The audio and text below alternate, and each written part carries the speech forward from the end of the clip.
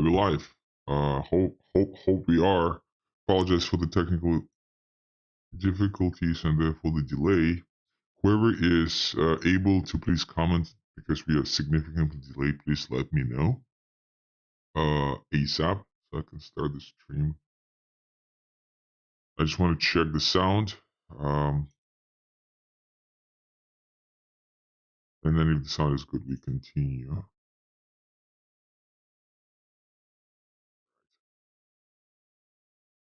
Okay. Checking it as well. Sound should be good. Okay, so it's already January 31st. January passed by extremely fast.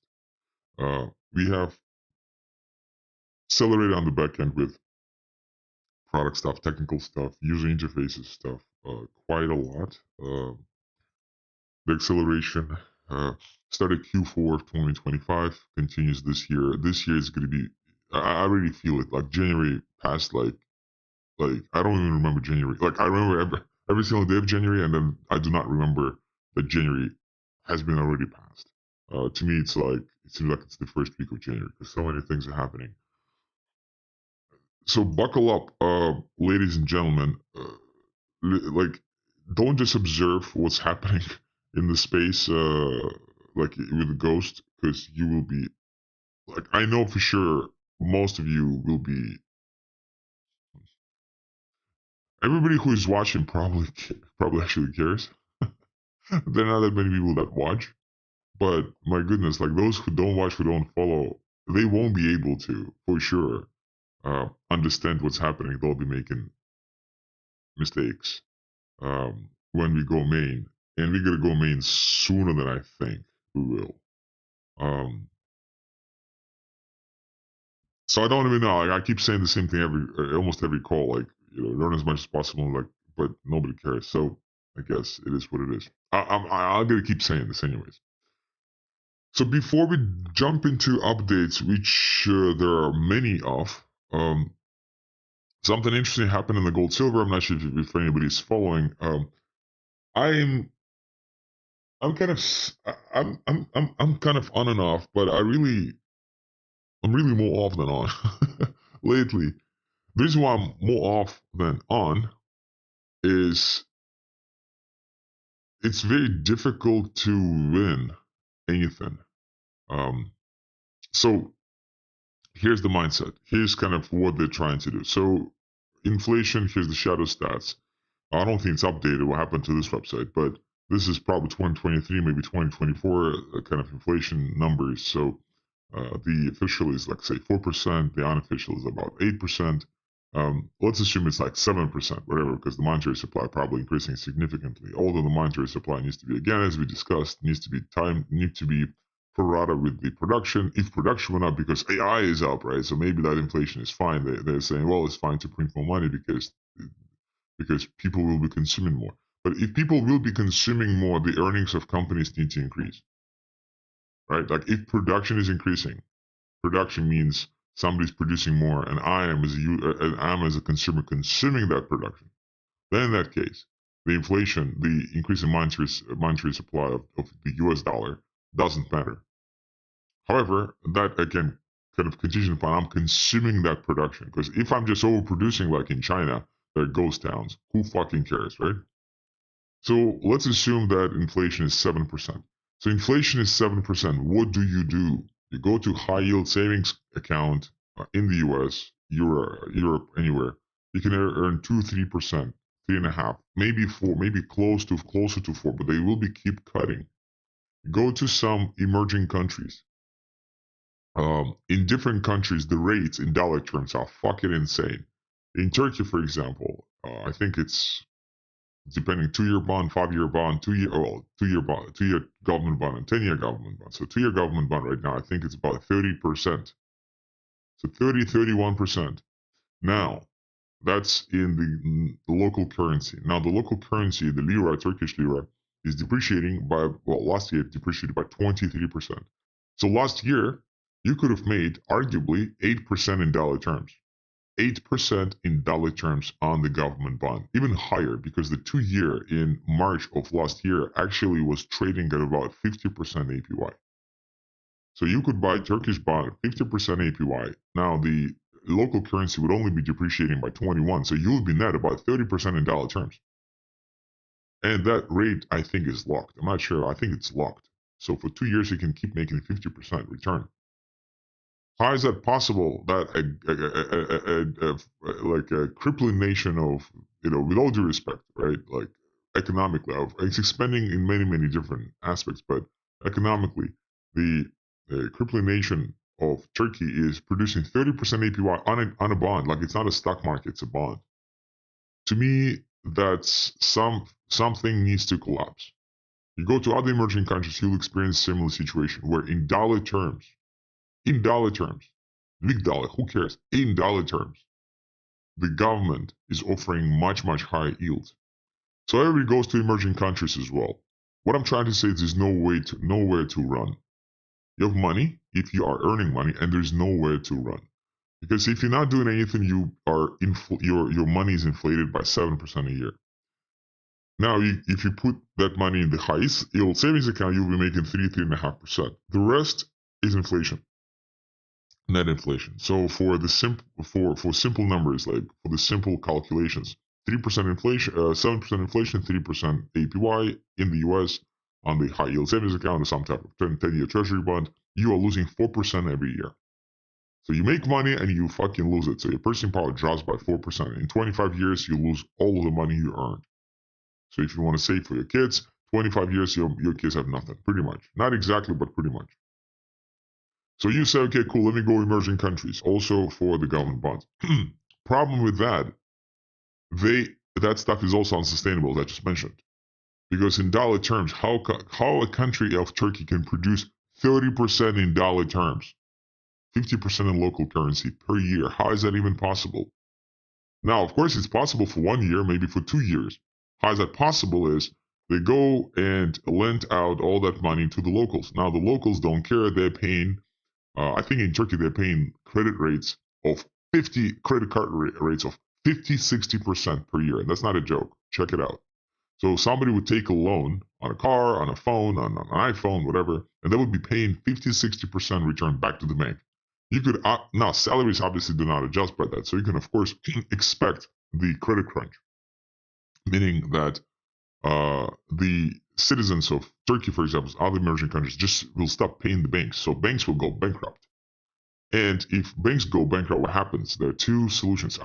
Solution A, to the banks go default. Solution B, the government pays even more money and thus triggers inflation significantly. And thus this 30% whatever net in dollar terms will diminish to zero because the government will have to start printing or default. And I'm talking about many, many emerging countries at the moment, including top, like Turkey, I think is what, top 15 global economies. So top 10 global economies, top Brazil maybe there, some countries in the Russian region maybe there, some European countries maybe there. It's very, very, very, very peculiar. Okay, so you say, screw that, we're not going to go to the fixed income, right? Which is bonds. Let us try to go to the stocks. So on the stocks, where's the stocks? Stocks doing fine. Stocks doing amazing. There's a Buffett indicator, which is the stock market, the market capitalization of the stock market of the S&P 500 to the GDP of the US. And as you can see, these rates, so the Buffett indicator, Buffett created this, Warren Buffett, right? So in 2025, this rate, and now it's even higher, it's monthly. So in 2025, we are looking at 230 ratio of market capitalization of the S&P 500 to the GDP. This is the dot-com crisis. Okay, this is 2008. The market was supposed to stay there. No, it went up significantly. Between 2000 and 2025, I think the market 5x'd. I think, if I'm not wrong, 5x'd. 5 times your money you could have earned in dollar terms. I didn't have time due to technical issues to figure out the stats. That's important to know. The stats is important to know. Nobody will judge the winner, right? Like if you are successful, nobody will judge you. So okay, so who cares? This is an anomaly. But if I put money in the stock market, I'm up. Here's a problem. Who is up? the statistics is 10%. Most of these stocks are owned by 10% of institutions and individuals. So they just own the stocks themselves. Most average people do not own the stocks. So question is, who is your exit liquidity? When you start on a piece of paper, you are up. On a piece of paper, okay? But who can, if you want to liquidate, whom are you going to liquidate it to?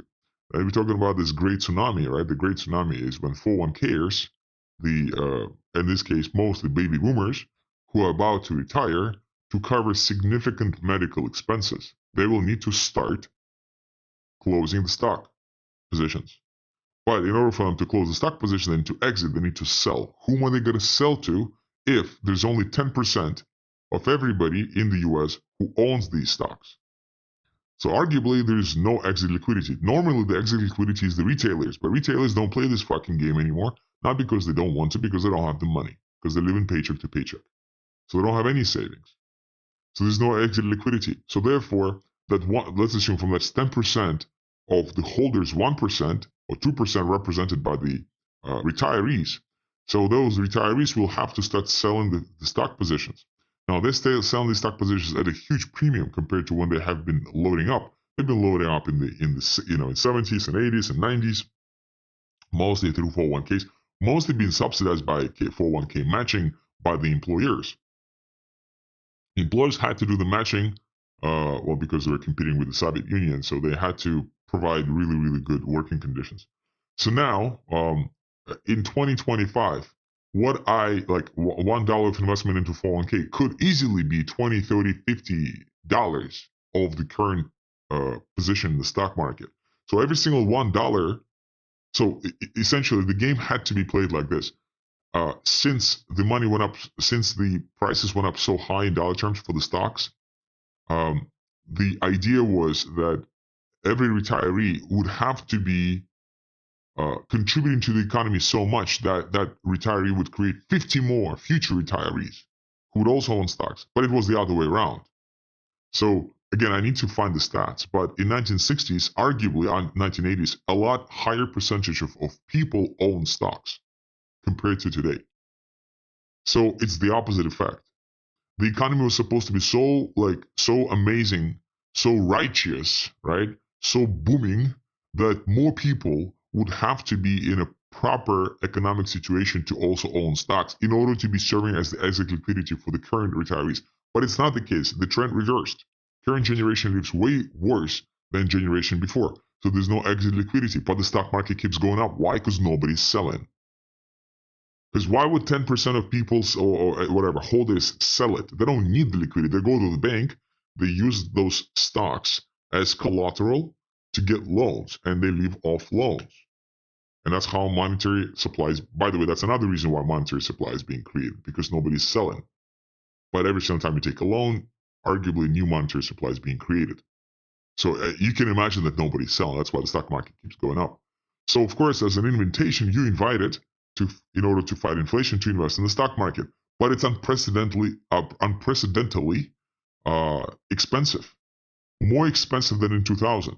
Now, in 2000, we don't see again, didn't have time to pull up the stock market chart, but take my word for it, I checked it, double checked it. In 2000, stock market of the highs went down 50%. So if this fucking thing goes down 50%, you lose 50% of your savings that you wanted, like you earned hard. So not only you could lose on inflation, 4% every year, right? But you're also going to lose 50% in the stock market if the scenario repeats itself. So again, first of all, you've been invited to invest in the domestic credit, fixed income like treasury bonds. Well, they're not compensating for the inflation. Then you're invited to go MSCI, essentially the global index for those sovereign bonds, like sovereign bonds of emerging countries. So far, you've been actually profitable last 2 years, but is that sustainable? Something is telling me red alarm, trigger. Something is telling me it's so unsustainable that it's going to be ending in a disaster. Because while the world needs the US dollar, the world does not need Turkish lira. So therefore, in Turkish lira terms, you may be up, but there's going to be so many Turkish lira printed that in dollar terms, you'll be significantly down. Okay? So that is the situation with the credit. Then we say, okay, cool, now you're invited to invest in the stock market, but the stock market is very expensive. It keeps getting more and more expensive. And we can say the game is rigged. We can say all we want, but thing is, like, what can we do with our money? So then, of course, the answer to that. Oh, by the way, the Shiller P ratio is 40.81. The highest was here, 42. Well, 44. That's again prior to the .com. .com was, I think, March 2020. Right. So that is the situation. Now here we went close, and the stock market corrected itself 2022, 2023, corrected itself maybe about 20%. All the largest tech stocks dropped actually significantly. Some dropped 50%, some dropped even 70%. Tesla went down significant. Facebook went down significant in 2023. Check out the charts. It went down a lot.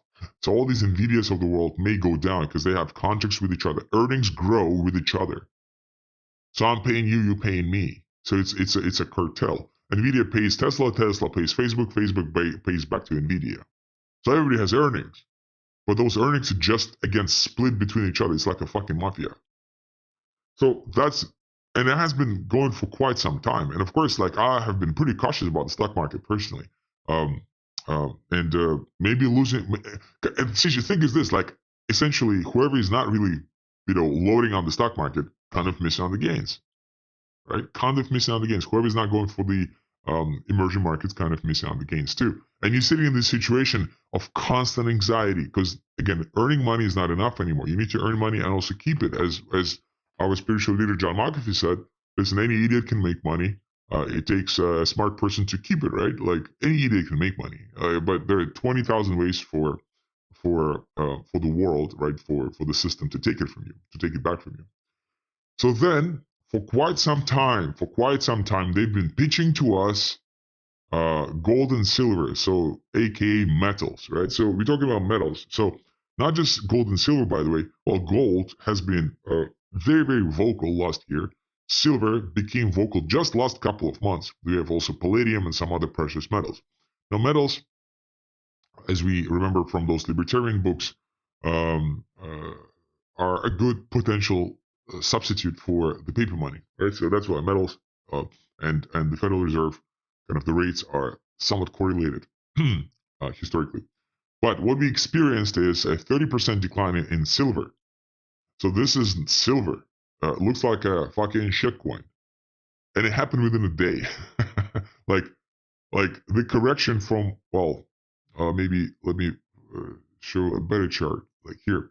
So it went up almost to 139, said like at 100, even below that. So the drop here, the correction in silver has been 30% within a couple of days. Gold went down, I think, about 10%. So from 5,600 down to 5,000. I think right now, I'm not sure where it's trading right now. It definitely went below 5,000, was trading 4,800.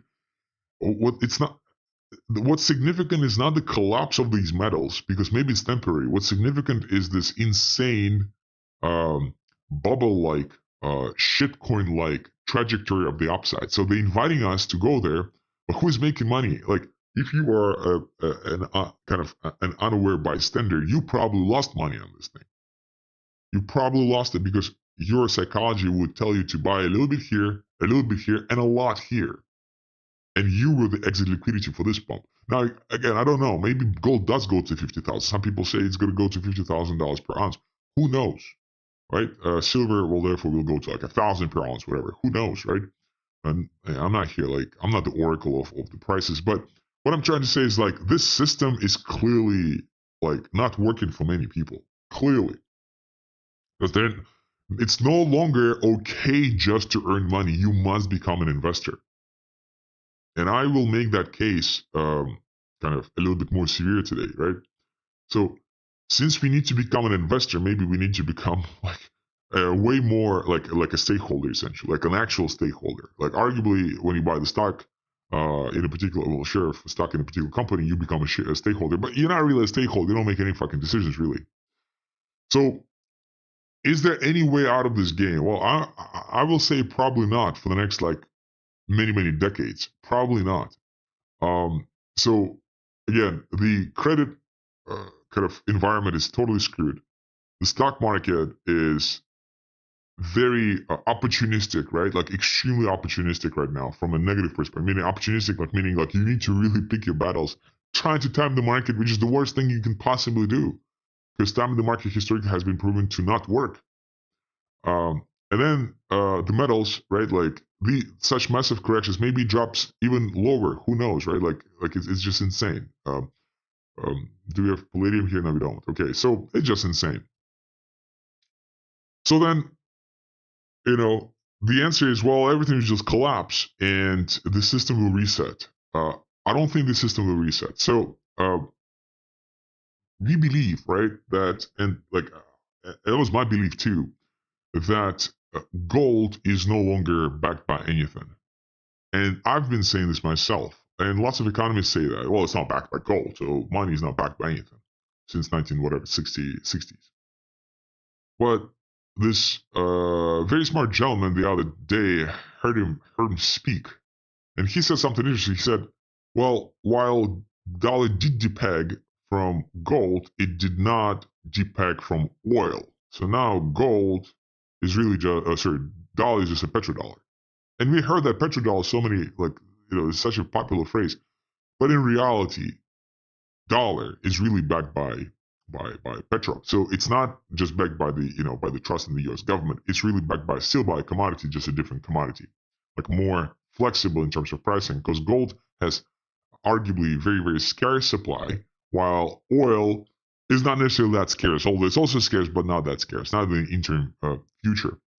And the problem with this is, so this is the kind of top 10 exporters of oil. So you have Saudi, right? Saudi is like essentially like the oil experts. Well, 2022 numbers, obviously, this is different. But in 2022, like Russia and Iraq, the second and third were matching what Saudi had been doing by itself. So Saudi is this massive exporter. We also have UAE. We also have Kuwait in the Middle East. We have some African nations, Angola and stuff. Oman, a little bit in the southeast as well, in the Middle East, Iran. But here's the thing. In order for the system to reset, Saudi, like the world depends on energy. All this green energy for now is a fucking fugazi. It doesn't work. It's really the dirty energy. It's really the oil and gas. Now, who is controlling oil and gas? So Saudi, I think, is part of the BRICS. They joined the BRICS. However, the problem with Saudi is, this is Saudi, it's a desert. And Saudi will be controlled by the US military. And the US military is the best military in the world right now. No matter, like, whether we want to be, this to be true or not, but it is true. Somebody say that if the entire world tries to fight US militaristically, US will still win. Like, that's how powerful the military is. Now, while, for example, Iran, which is, we're looking at Iran, we're looking at Saudi. Now, Iran is arguably the same territory. So we're like, okay, so US is so weak, cannot even conquer Iran. Well, Iran is a mountain country. So it's very difficult to use the air fleet to fight Iran. And Afghanistan showed that those issues too. When Soviets were trying to conquer Afghanistan, the US tried to do it unsuccessfully, not because Afghani are like top soldiers. It's just because the terrain is extremely difficult. It's mountains. It's very difficult to see stuff from space. Very difficult to attack. Very difficult to establish any supply chain.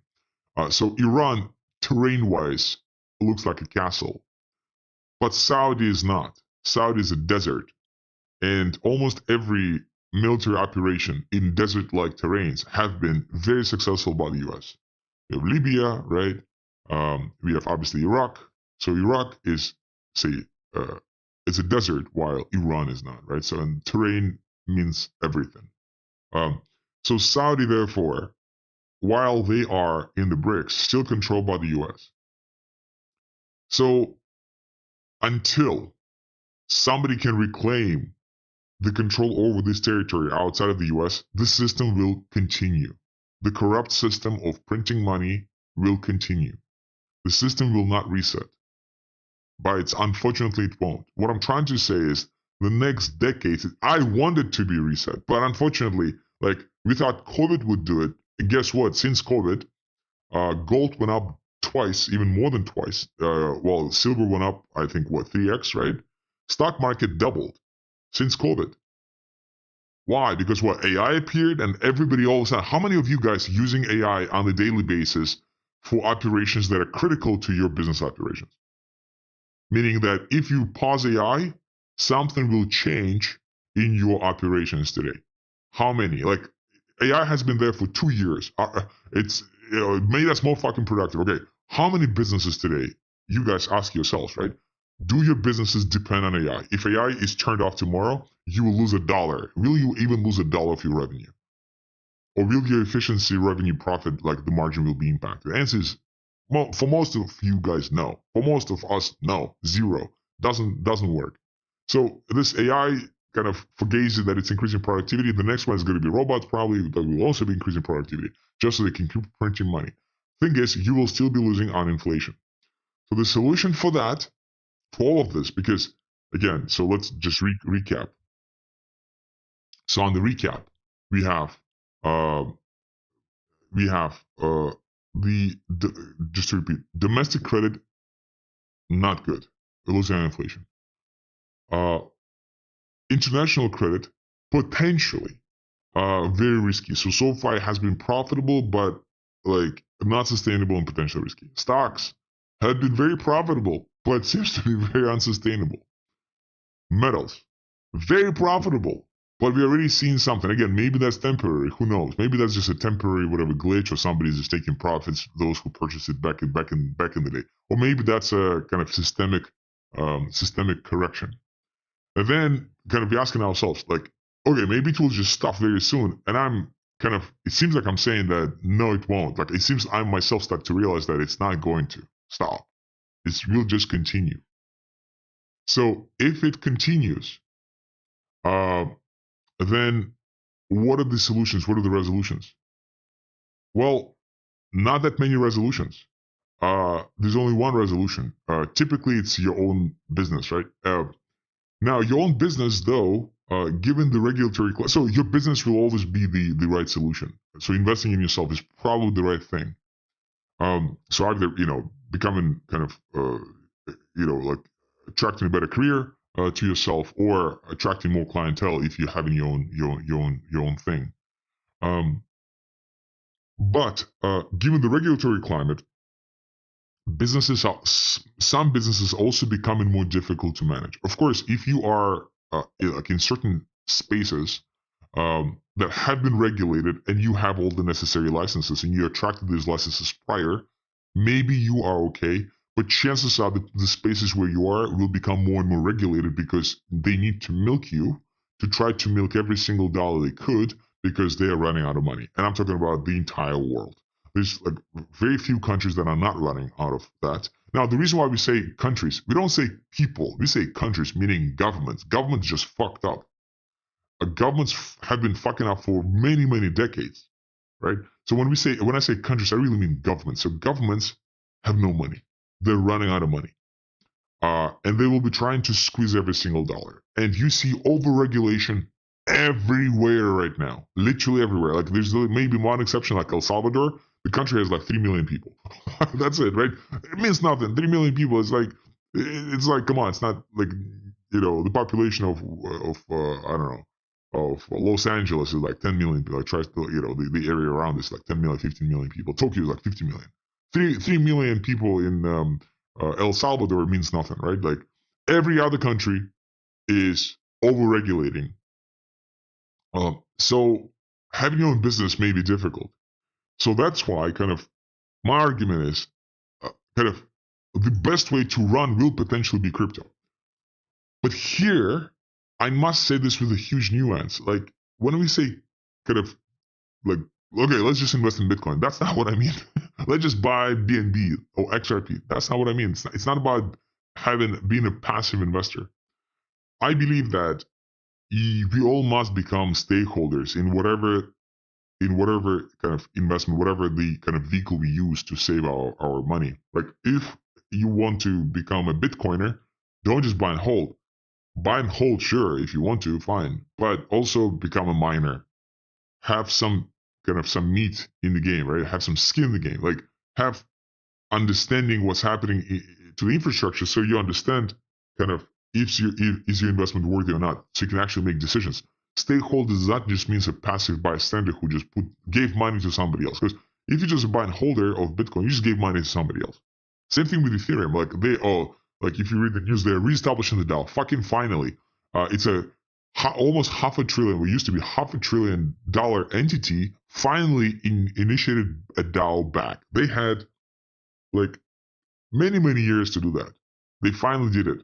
So before all the decisions have been made by Vitalik, now it will be made by the DAO controlled by Vitalik. Fucking great. Thank you, Vitalik. I appreciate it. Do you have any say in Ethereum? Whether you like this protocol or not, do you have any say? BNB, do you have any say with BNB? They're whatever 11 to 21 validators or 11 validators. Do you have any say with BNB? Do you have any say with XRP? Why would you buy XRP if you have no say in XRP? Do you have any say in Solana? Solana just recorded record low number of validators. Validators are dropping from Solana because it's purely unprofitable. Fucking thank goodness validators finally started calculating the numbers. It has been unprofitable since the beginning, but they expect the price to increase. It's not increasing. It's not increasing. So therefore, okay, people are dropping. So the entire kind of mindset of validators in Solana is validating for Solana is profitable as long as the price goes up. Well, it's a shitty system if it works like this. Tron, for example, has been profitable, even dropped the fees and still, I think, profitable. So that's a kind of a very big kind of discrepancy, but it's only number 8. So kind of my argument is there's only one way to go down in this situation is to buy, kind of to get into the crypto space and actually become a stakeholder and start making decisions. Okay.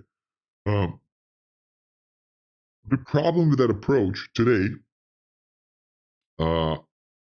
you make 0 decisions in any of these top 10, top 20, and mostly top 50 protocols. You make 0 decisions. Like where you make decisions, I would probably say Doge. I would probably say Monero to some extent. And maybe that's it. Because Bitcoin is too big. You're not going to be able to make like a sensitive decision there. Where else can you make a decision? Maybe Uni, you're not making decisions anymore because Uniswap is a corporate piece of shit now. V2 is great. V4 is already a corporate enterprise with all the licenses and stuff. Maybe Pepe you're making decisions. Maybe Classic you make decisions. So and that's pretty much it. And as you go down the list, you make fewer and fewer decisions. Because most of these other projects are just failed VC-backed projects, like failed VC startups, but not communities, not like movements, right? Those are just projects. So that is my theory. Now, how can you make decisions? Well, typically make decisions by becoming kind of owning the infrastructure, becoming a validator. In some cases, whenever possible, you join the DAO. But as we are studying the DAOs right now, most DAOs are not real DAOs. Like I thought they were, but really not. And even our DAO may not be very good. So let me now switch to the DAO component. So I'll repeat it really quickly. We have only 10 minutes. I'll repeat really quickly what we discussed on Rails Wednesdays. So I'm pretty cautious about what we are going to be shipping with this DAO thing. It's definitely better than anything we see on the market, actually, amongst EVMs. Polkadot is perhaps like a way better system, but Polkadot is substrate based. I'm talking about smart contract based. We probably have the best DAO, the most honest DAO, but I'm still not persuaded that's a kind of a super good idea. Super bulletproof. Let's put it this way. It's a good idea, but not very bulletproof. So we have dynamic quorum with minimum quorum of 10%. So I don't like this 10% minimum required. That's going to be a problem. So if you don't reach the 10% quorum, the proposal is not valid. So we cannot essentially vote. Well, we can vote for the proposal, but the proposal cannot be succeeded or failed because it's just not valid. So just essentially kind of it's active but not valid, and then it becomes inactive after the deadline. So we have to be using the words correctly. Now, as far as timing, we have premature finalization. If 50% or more of the entire stake of Casper votes for or against it, the proposal is automatically finalized, either approved or failed. Vote delay, so everybody has 3 days for the proposal. Late quorum, so once the quorum is reached, there's 3 extra days since then.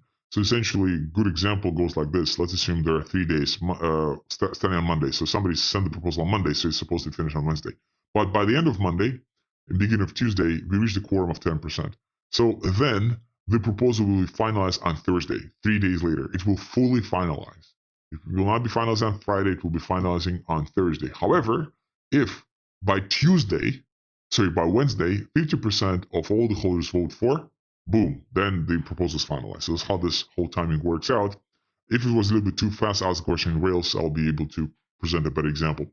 Time lock. Time lock is the time difference between the proposal being succeeded, means voted for, and proposal being executed. So typically it's 7 days for many DAOs, as I said before, but most DAOs have a multi-sig controlling every single proposal, and they're able to veto the proposal. So let's assume Aave in particular, it's 5 out of 9 team members who can vote against any proposal selected by the community, and the proposal will be vetoed because it's detrimental to the protocol. Like, what the fuck is this? So that's why they have a time lock of 7 days. We will have no time lock. We'll have a function of time lock, but it's going to be zeroed out. It's going to be zero time lock. Delegation. So most protocols have delegation where if you have your token, unless it's delegated, you're not able to vote with it. So let's assume you have 1 million tokens in circulation, and only 100 of these tokens have been delegated by the users. Then only 100 tokens will be able to participate in voting. The remaining many, like whatever, 999,000, whatever, you got it, right? And 900 tokens will not be able to participate in delegation, although they will be still used as a denominator for the quorum and everything else. So of course that significantly impacts everything. Now, significantly impacts activity. So what we will be doing is auto self-delegation. Whenever you have Casper, it's automatically self-delegated, so you're able to automatically participate in the vote. Now, the supply of Casper that will be participating in the vote in the quorum will be calculated at the time of the proposal. Example: let's assume I made the proposal. It has been 100 Casper in circulation. So only those 100 Casper belonging to those 100 members or whatever, 100 users, can participate in that specific proposal. Now, let's assume that the proposal began and whoever is listening to us right now purchased 500 tokens. So now the total supply is 600. So does it mean that the quorum now is 600 out of 600? No, it's not. The quorum now is just out of 100. Now, can the person who just purchased 500 tokens participate in this current proposal when he purchased the tokens after the proposal has been submitted? The answer is no. Those 500, while they are auto self-delegated, the 500 Casper cannot be used in any proposal. That way we are protecting ourselves against some last minute hacks for malicious proposals. Now, proposer bond. So every single proposer must be putting a bond. The bond needs to be locked until the end of the voting to protect ourselves against spam, because anybody will be able to make a proposal. Pretty much anybody. The minimum to make a proposal is about 6.9 Casper, I think. That's what it's going to be, most likely. And then it's turning into an auction. So if the proposal is 6.9 and I want to make my proposal simultaneously, then I have to bid a much higher amount. So I have to bid 7 Casper. Somebody can come in and bid 8 to outbid me. Then I can make 9 and outbid that person. So of course there's no ceiling to it, but there's no ceiling to the minimum. But the minimum itself 6.9. Now in most other protocols, the minimum is to make a proposal 0.25% circulation supply of 0.17% circulation supply. So that's quite significant. So not a single person really can do it. It's just enterprise, some entities or pools. Now, in our case, any user will be able to make a proposal, so we have to protect ourselves against spam. 1 second.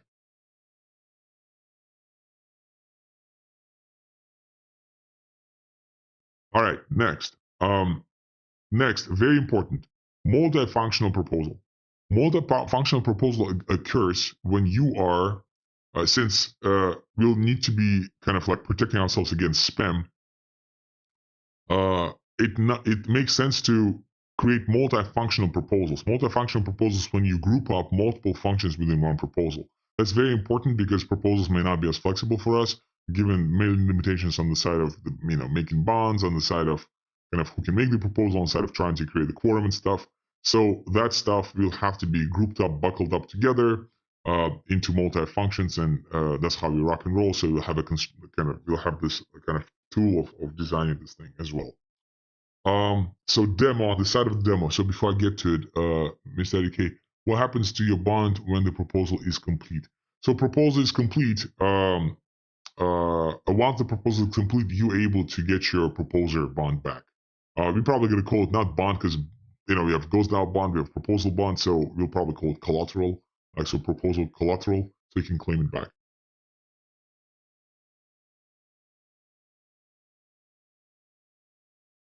All right, let's go to the demo.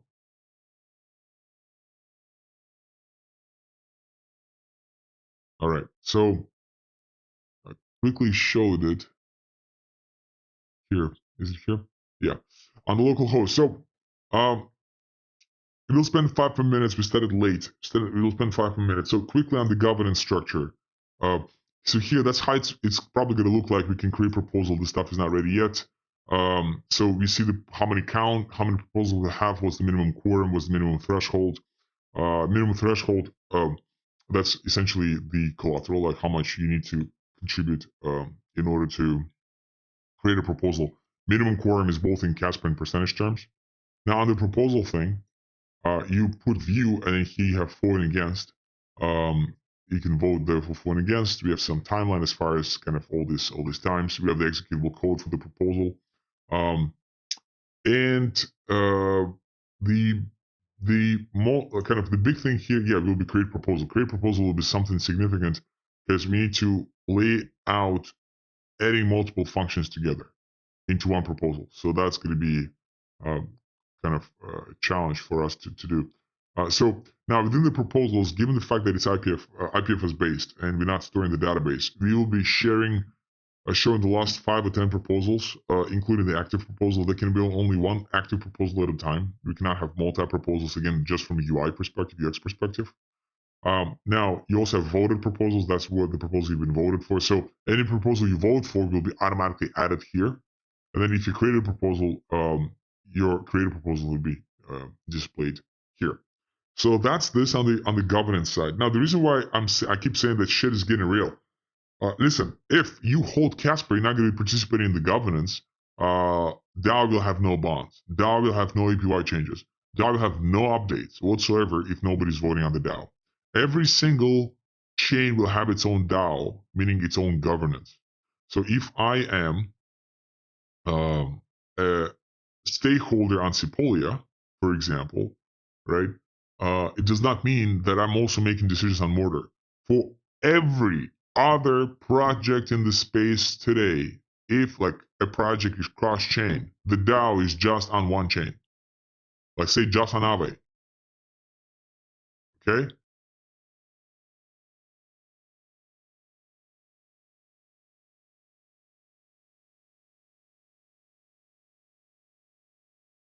So just on Aave. Now in our case, if you're on Sepolia, well, on Ethereum, on Binance, on Avalanche, on Tron, whatever. So on all these chains, every single chain will have its own DAO. And which becomes very, very dynamic, but at the same time becomes also very risky. It becomes very risky for everybody. So it's a pretty fragile system.